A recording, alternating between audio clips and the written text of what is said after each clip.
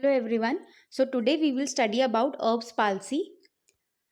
Objectives क्या रहेंगे इसके कि जब आप ये पूरी प्रेजेंटेशन एक बार समझ लोगे तो आपको पता चल जाना चाहिए about the epidemiology, aetiology and symptoms of Erb's palsy. Along with that Erb's palsy का एग्जामिनेशन कैसे करना है, उसका diagnosis and prognosis, plan of care in Erb's palsy and role of physiotherapy in Erb's palsy.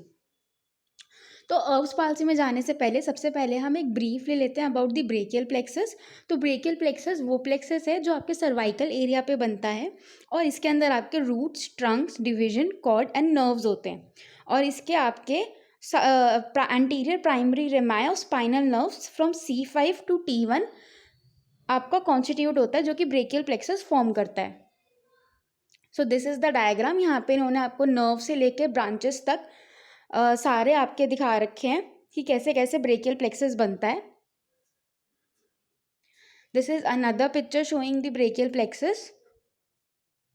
I hope and I am assuming कि आपको brachial plexus का पूरा idea होगा अच्छे से, तभी आपको अर्ब्स पाल्सी अच्छे से समझ आएगा।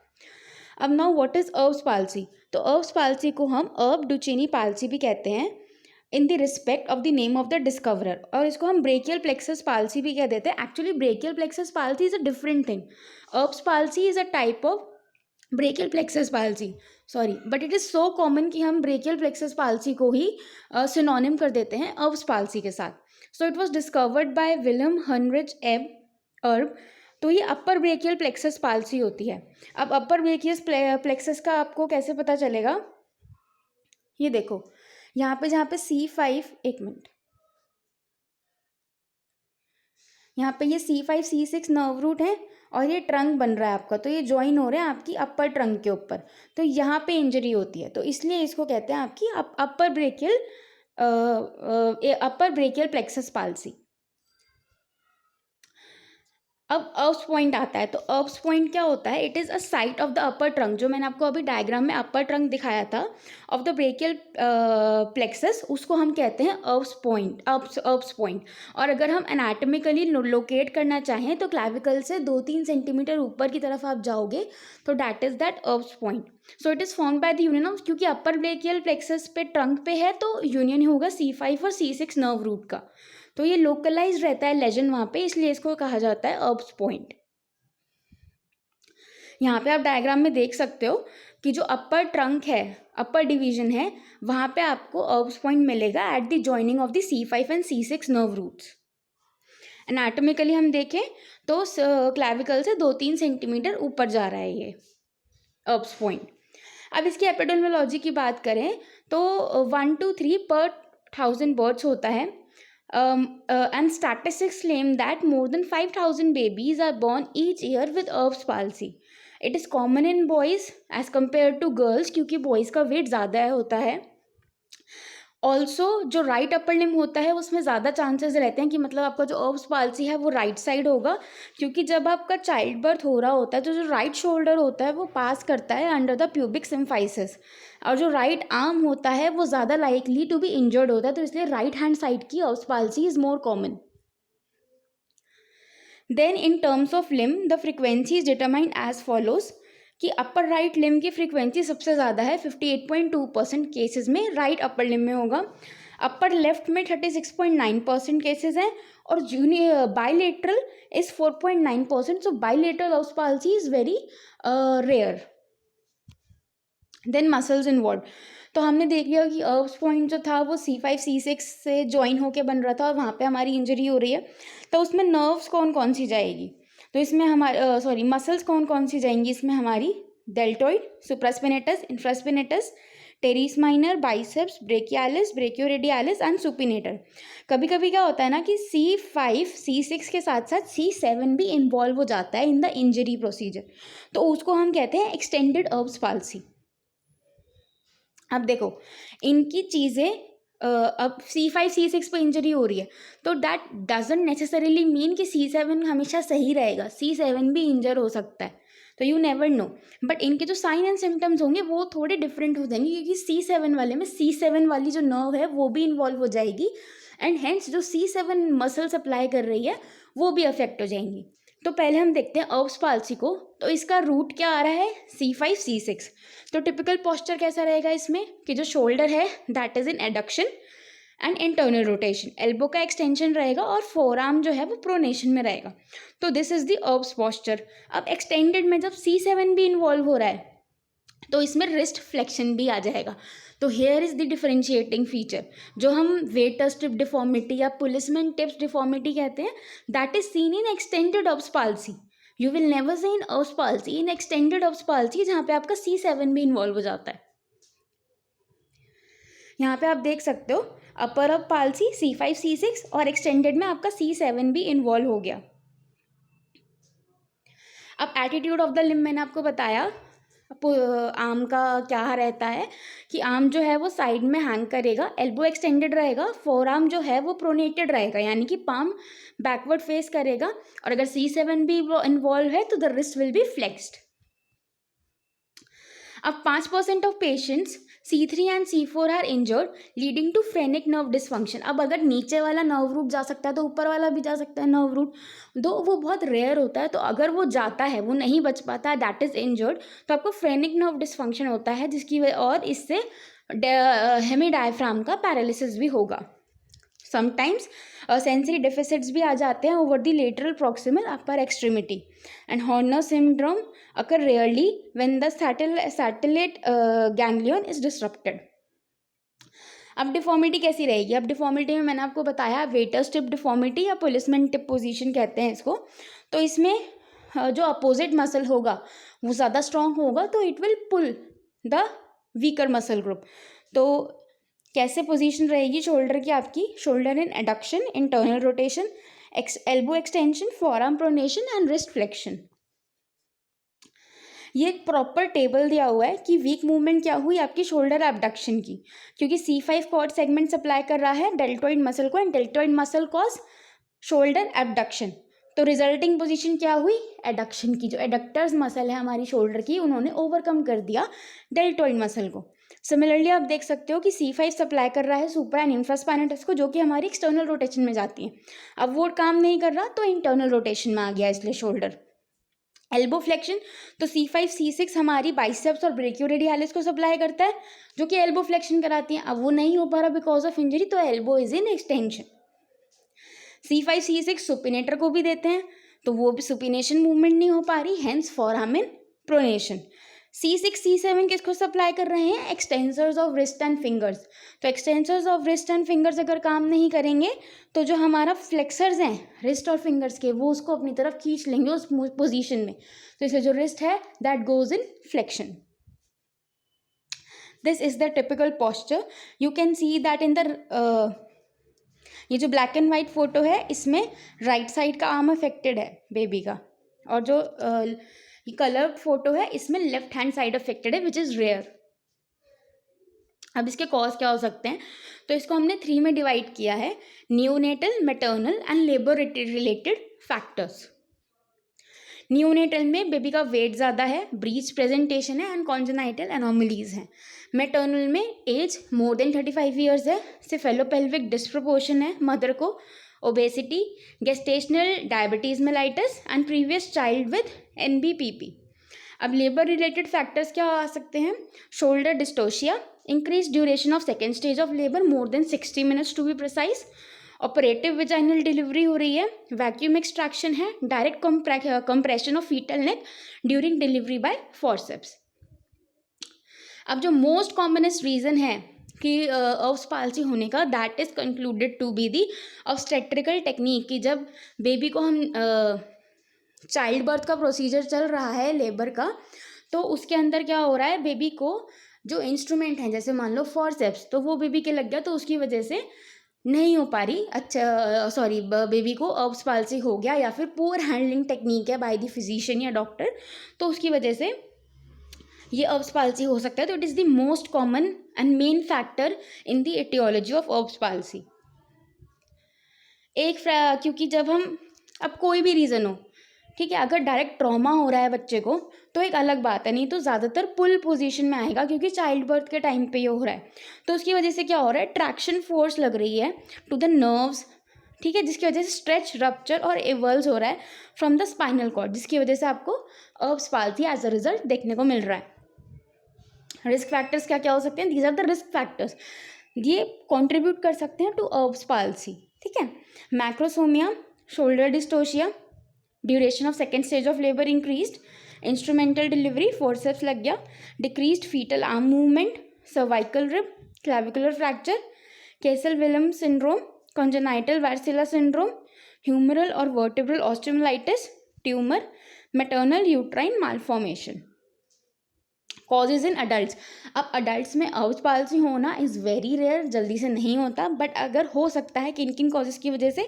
Direct trauma, direct injury to the brachial plexus हो गया, gun shot injuries, traction to the arm, violent attempt to reduce shoulder joint dislocation, dislocation को रिड्यूस करते करते आपने बहुत ज़्यादा स्ट्रेस दे दिया, जो ट्रैक्शन आया स्पाइनल कॉर्ड पर, अर्ब्स पाल्सी हो गया। अब असेसमेंट हम कैसे करेंगे इसका? असेसमेंट में सबसे पहले तो आप डिटेल्ड हिस्ट्री लोगे। अगर पेशेंट नहीं बता पा रहा, छोटा बच्चा है, तो आप उसकी मदर से या फादर से लोगे। उसमें आप क्या इंक्लूड करोगे? Gestation and birth history of the child. फिर फिजिकल एग्जामिनेशन में जब बेबी, आप ज़्यादातर बेबीज़ में होगा तो मैं बेबी का ही आपको एग्जाम्पल लेके बता रही हूँ। आप उसका एटीट्यूड देखोगे लिम्ब का, कि उसका हाथ कैसे रखा हुआ है, वो कौन सी मूवमेंट कर पा रहा है, कोई उसको अदर फाइंडिंग्स तो नहीं दिख रही आपको हाथ के अलावा, जैसे कि हॉर्नर सिंड्रोम की आपको कोई साइन एंड सिम्टम्स दिख रहे हो, कोई चेस्ट एक्सपेंशन आपको उसका अच्छे से ना दिख रहा हो, क्योंकि हमने देखा था कि अगर C3 और C4 नर्व इन्वॉल्व हो और C3 इन्वॉल्व हो तो आपका हेमी डायफ्राम चला जाता है, पैरालिसिस हो जाता है। तो उसका आपको देखना है कोई जॉइंट सबलक्सेशन तो नहीं है, अगर ट्रॉमा हुआ है तो कहीं और तो कोई इंजरी नहीं है, ये सब आपको चेक करना है। अब कॉन्ट्रैक्चर्स भी डेवलप हो सकते हैं अगर पेरेंट्स एजुकेटेड हैं, उनको पता है कि बेबी को क्या प्रॉब्लम है क्या नहीं है, और वो जल्दी ले आए हैं एक थेरेपिस्ट के पास, then it is a different case. But India में ये चीज़ अभी इतनी कॉमन नहीं है, तो पेरेंट्स थोड़ा टाइम लेके ही आते हैं, तो आपको कॉन्ट्रैक्चर्स भी असेस करने हैं। तो जो कॉन्ट्रैक्चर्स हैं वो 4 मेन ग्रुप्स में डेवलप हो सकते हैं, that is the subscapularis leading to internal rotation deformity, pec major leading to adduction deformity, pronator teres leading to pronator deformity at the elbow, and flexion deformity at the elbow because of the biceps. अब few bedside test भी होते हैं जिनसे ये आप करके देख सकते हो, ताकि आपको पता चल जाए, एक रफ आइडिया लग जाए। तो पहला होता है कुकी टेस्ट। तो कुकी टेस्ट में हम क्या करते हैं कि बेबी के हैंड में एक हम कुकी प्लेस कर देते हैं and the elbow is held against his or her side. ठीक है, the test is considered successful if the infant is able to get the cookie to his or her mouth without flexing the neck beyond 45 degree. मतलब आपने baby को लेटाया, आपने उसको सीधा करके उसका हाथ उसके हाथ में कुकी या बिस्किट दे दिया, फिर आपको ये देखना है कि बेबी अपने हाथ को अपने माउथ की तरफ लेके जाए, बट उसका जो नेक है वो फ्लेक्स नहीं होना चाहिए मोर देन 45 डिग्री। अगर वो ये कर पा रहा है then it is completely normal. दूसरा होता है टावल टेस्ट। टावल टेस्ट में आप क्या करोगे? This is the image of towel test, कि आपने बेबी के फेस पे एक टावल रख दिया और फिर बेबी अगर उसको रिमूव कर पा रहा है अच्छे से with this help of his hand, then the test is negative. और भी जो स्केल्स होते हैं, अब ये तो हमने टेस्ट किया है कि हाँ असेस करने के लिए कि अर्ब्स पाल्सी है या नहीं है, रफ आइडिया लेने के लिए। अब हम लगाएंगे अपने स्केल्स। तो दीज आर द स्केल्स जो हम यूज़ करते हैं फॉर दी अर्ब्स पाल्सी। सबसे पहला आता है आपका मेलेट स्कोर। ये जो सबसे कॉमनेस्ट है, मैं उनकी आपको डिटेल्स बता देती हूँ। तो इसमें ग्रेडिंग होती है 1 2 3 4 5 की। 1 is the flail shoulder, 2 is the active abduction, ठीक है, 0 डिग्रीज ऑफ एक्सटर्नल रोटेशन। तो इन्होंने डिस्क्रिप्शन दे रखा है कि अगर आप ये वाला स्कोर लगा रहे हो टू चेक द प्रोग्नोसिस, तो आपको इस तरीके से ग्रेडिंग करनी है। Then is the active movement score. तो इस स्केल के अंदर हम 2 तरीके से मूवमेंट करा रहे हैं, एक तो ग्रेविटी एलिमिनेटेड प्लेन में, दैट इज़ ग्रेड 2, और एक अगेंस्ट द ग्रेविटी यानी कि ग्रेड 3 में। तो इसमें हम बेबी को मसल का ग्रेड दे रहे हैं। तो this is the active movement scale. Then is the Narakas grading system. तो इन्होंने क्या दिया है, 1 से लेके 4 तक इनका ग्रेडिंग है और उनका इन्होंने क्राइटेरिया सेट किया है। तो इसके हिसाब से भी आप अपना अर्ब्स पाल्सी का असेसमेंट देख सकते हो।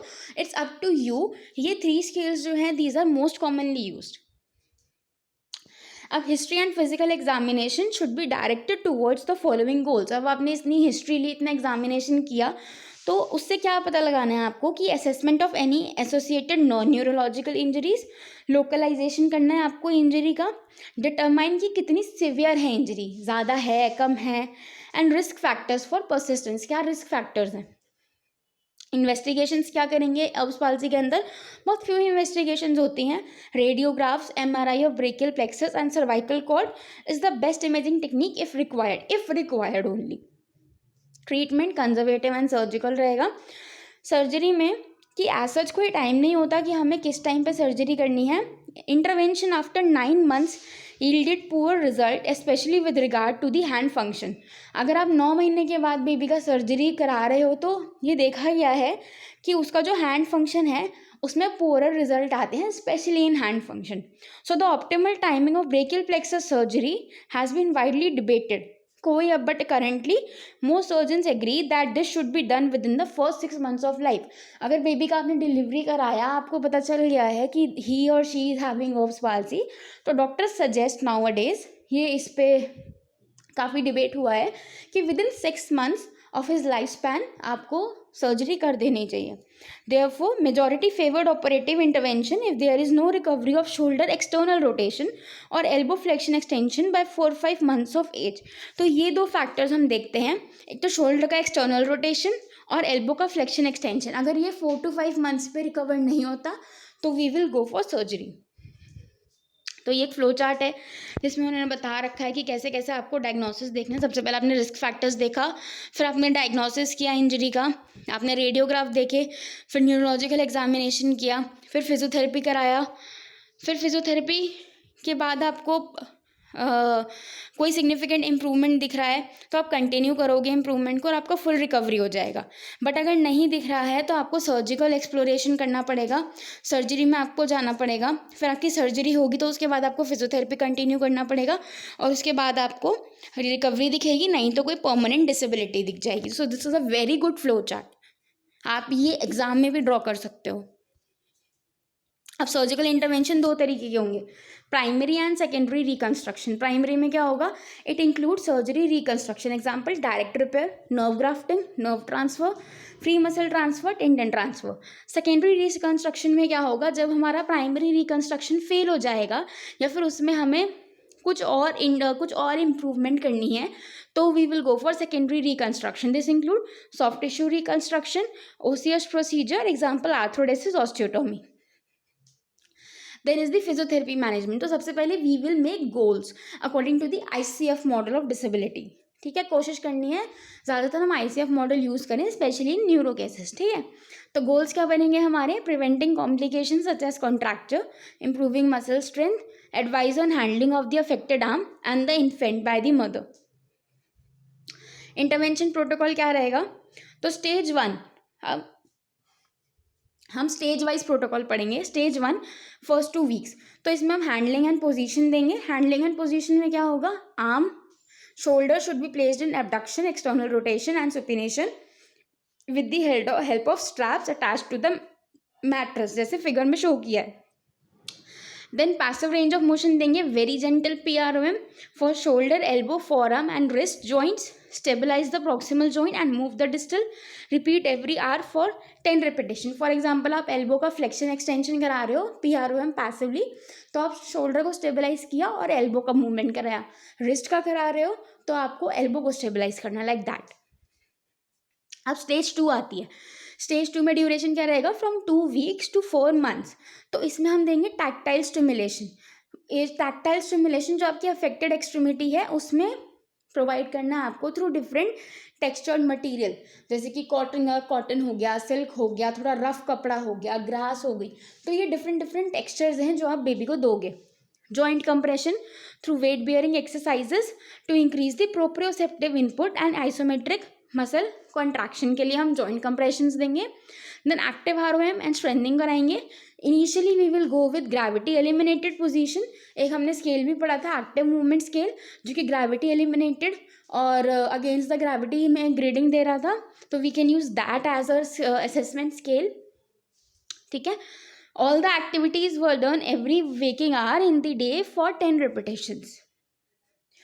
तो ये इन्होंने AROM का तरीका बता रखा है कि कैसे कैसे आपको एक्टिव ROM कराना है बेबी को, और आपको एडवाइस भी करना है. तो you can pause the video here and have a look over it. Then stage 3 is 4 to 6 months.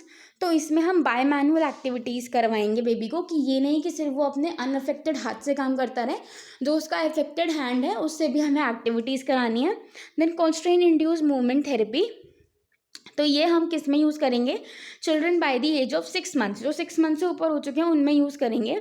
तो इसमें हम बच्चे को फोर्स करेंगे कि वो जो अपना अफेक्टेड हाथ है उसका ही यूज़ करे, और अनअफेक्टेड को वी कैन स्ट्रैप.